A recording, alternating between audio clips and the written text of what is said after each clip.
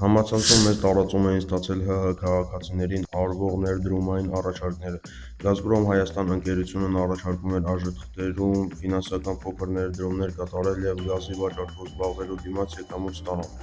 Արտակը տեսնելով հայտնի մարդկանց լուսանկարներով գովազդները և կարդալով «Ուզում եք վաստակել շատ գումար» գովազդային հրապարակումը, ոգևորվում է և անցնում հղմամբ։ Ներդրումներն առցանց կատարելու նպատակով պահանջվում են անձնական տվյալներ, խոստանում նաև, որ արտաքին կտրամադրվեն անձնական վերլուծաբան։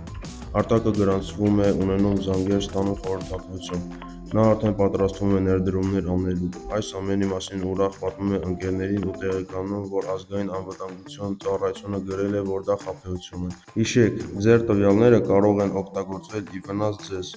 Կարող են ձեզ շահագրգռել, որ նոր մարդկանց ներգրավեք, սակայն հանկարծակի կորչեն ու պարզեն ձեր ու ձեր հարազատների գումարները։ Կարող են գողանալ ձեր բանկային հաշվին առկա գումարը։ Կարող են օգտագործել ձեր քարտային տվյալներն առցանց գնումներ կատարելու համար։ Կարող են հափշտակել ձեր անձնական տվյալները և ձեր անունից վարկ վերցնել, որը դուք ինքներդ ստիպված կլինեք մարել։ Չմարելու դեպքում էլ կարող եք ձևավորել վատ վարկային պատմություն և դժվարացնել հետագայում վարկ ստանալը։